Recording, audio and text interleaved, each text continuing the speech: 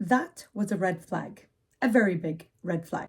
What are red flags in psychological terms? Essentially, they are a warning of danger for you. They could be through perhaps your intuition, your gut feeling. Perhaps it could be exhibited through the behavior of the person that you are dealing with. Whether it's through online or in person, your gut is telling you there's something wrong, so you got to pay attention. The red flags could be through phishing or grooming. What are those things? Phishing is essentially somebody looking for a compliment or attention by indirectly doing something. And grooming is the practice of preparing somebody for something, such as a particular purpose or activity. These are all of the things that have been happening in our community these days when it comes to abuse through the means of power. Let me share with you a story that shows all of this, and I have permission to share this story. Salaam alaikum, sister. You've raised a topic which is dear to my heart and soul at the moment. As the past few months I've been suffering immensely and thought no one would ever be able to help me, as I'd never be able to tell anyone because no one would believe. Red flag. Or they'd say at my age, I should have known. Red flag. But being broken in every possible way, mentally, emotionally, and spiritually, red flag. For these so-called people who use their positions of sitting on the member to fulfill their desires without thinking of what effects will be left on the female mind is so heartbreaking and upsetting. Red flag. There's so much I could share with you. And I have had suicidal thoughts numerous times in the past few months. And this post was as though Allah subhanahu wa ta'ala heard me and sent help to say, I am not alone. They're doing it to others. Red flag. Yes, they are in fact doing it to others. But I know they won't stop because they know females won't speak up. Another red flag. They use tactics and words to create fear and go to the extent of using temporary marriage to say, we have to do this in order to help you. Otherwise, we want to help you. Then once in that temporary nikah, they'll force you to do anything because apparently you're now married. So if you don't listen to your so-called husband, Allah will curse us. Tell me that's not all three right there. How awful to mess up someone's mind when they're already broken from a previous situation.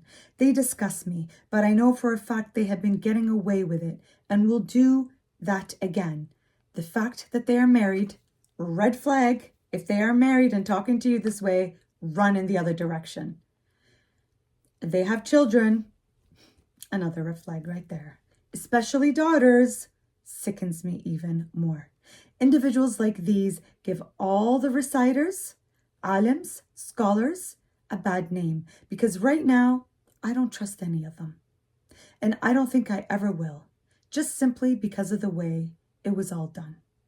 I'd rather die than trust any reciter ever again. He makes me sick. This story is one example of many that just recently have been sent to me. One of many that I've heard for years and we have kept silent about. All we have done is be able to support, connect with therapists for healing. Yet here we are yet again talking about the same scenarios. What I'm about to share with you is not about one particular person or a particular group or anything like that, but rather a copy-paste example of the profile, of the scenarios, of the examples, of the stories, textbook cases of the players, of the people in these positions, and they are known to be narcissists.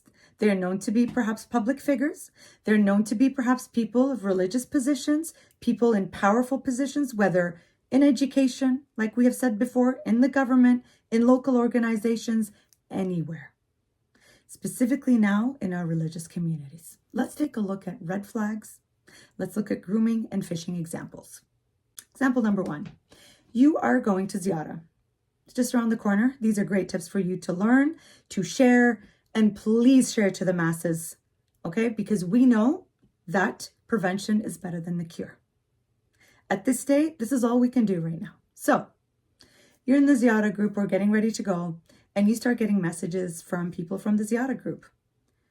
They seem very friendly and nice, but then they start getting more familiar, more friendlier, which is what happened in the case that we shared here.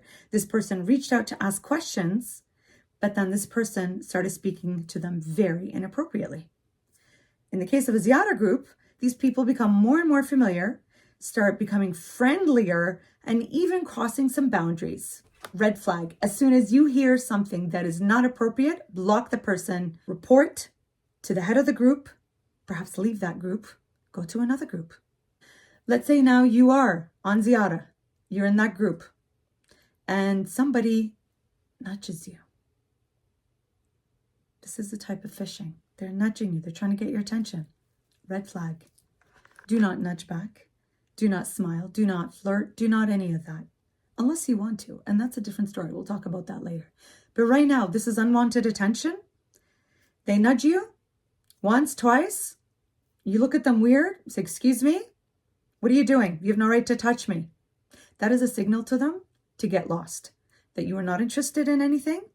They should leave you alone at this point. If not, you have to use stronger language. But that is a way that some of these men, perhaps even women, try to get your attention to test to see if you're interested.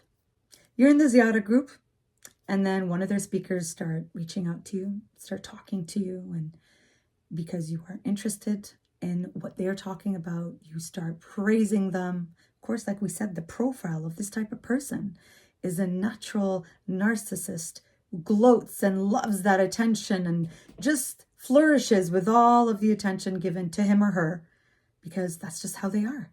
You keep doing that because you are very impressed by the knowledge, their charisma, and how nice they are in answering your questions. But then it gets even more friendlier. Come to my room and I will answer your questions. Or come, I want to show you something. Or, once you are there, the only way I'm going to be able to talk to you, as we see in this example, is that we have to be halal together. Again, there's nothing wrong with this. This is not the issue here. The issue here is how these people are being prepared and groomed and fished in. Run. Don't even consider going to them. Don't consider going to their room. Don't give them the time of day. Don't give them that attention. Listen to the red flags in your gut. Something feels wrong. Something is off. Listen to that. You are right. It is wrong. The person that you speak to, you send a message to because you have a genuine question, or perhaps they start reaching out to you. You find out they're married. Right there. Stop right there. Why are they even talking to you to begin with? Why are they reaching out to you? For what reason? If they are in a position of authority and power, why are they reaching out to you? What is their interest? That is a red flag right there, especially if they're married. Okay, so you generally don't know what is up and you carry on the conversation because, again, you don't know what's happening. They do. They are fishing and they are grooming. And you are not seeing the red flags. Are you seeing them now? I hope you are. They're married and they have children and they complain to you about how unhappy they are in their marriage, how awful their wives are, how awful their whole married life is. They used to love them and now they don't. And they are so lonely. And you understand them. You give them spiritual meaning. You make them happy. And you are just amazed that this famous person is giving you this type of attention and disclosing their heart secret. And you are the only one that they are giving this attention to. No, you are not, my friend. You are one of many because they are throwing that net out there, trying to see who is going to nudge back to be caught in that fishing line. What do? Stop the conversation right there. If you genuinely have a question, ask for the answer and walk away after that. Or you can say, you know what, go talk to the Muslim counselor. She'll give you some therapeutic counseling with your wife. You could do that. Bottom line, cut the conversation short, step out of it and block. Do not give them the opportunity to talk to you again, to message you. If it's on WhatsApp, although the number shouldn't have been there to begin with, rather you giving them the number, don't do that. But if it is, just block them. If they message you on Instagram, on TikTok, on Twitter, on Facebook, what can you do? You block. Block, block, block, block. Block. I needed a moment there. That was getting overwhelming. And yes, it can be overwhelming because they can love bomb you with all sorts of things, making you feel that you are the only one, you are the most special one, you are the one that fully understands them. They are reeling you in. And this type of personality is very toxic because at this point, perhaps you could have fallen for them, because you would have fallen for the charisma.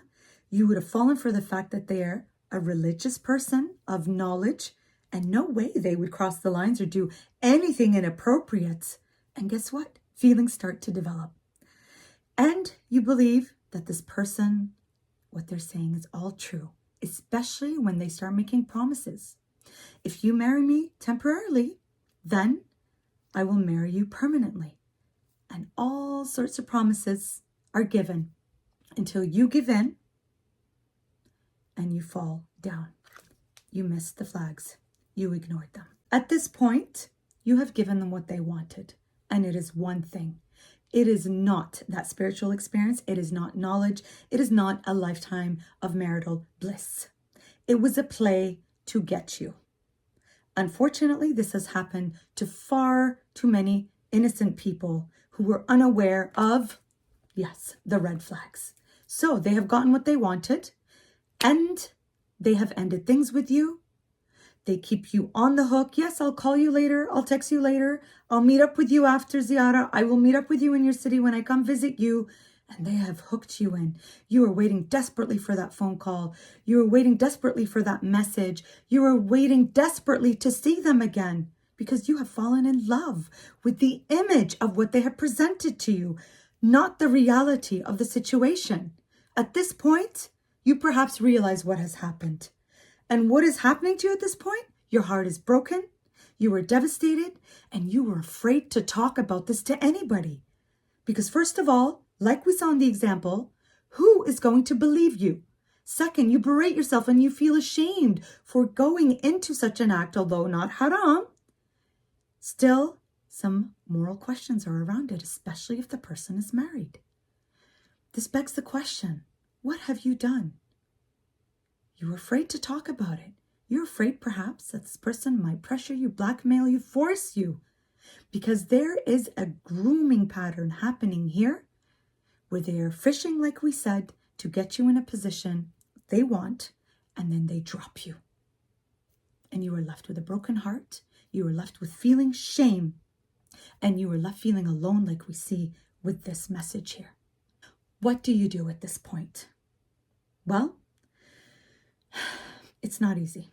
You did miss the red flags because you were well-meaning. You believed that person. And that is on the groomer. That is on that person who has done it again and again and again. When you hear these lines, rest assured, my friends. By the way, brothers and sisters, these lines have been used on numerous people before you. And because they have worked on some people, they continue to use these lines and these tactics and these strategies again and again, and keep breaking hearts, keep breaking souls, keep breaking faith, and keep pushing people mentally to that mental breakdown where they begin to have suicidal thoughts because they believe their life is over, because they believe this person could do anything to destroy them.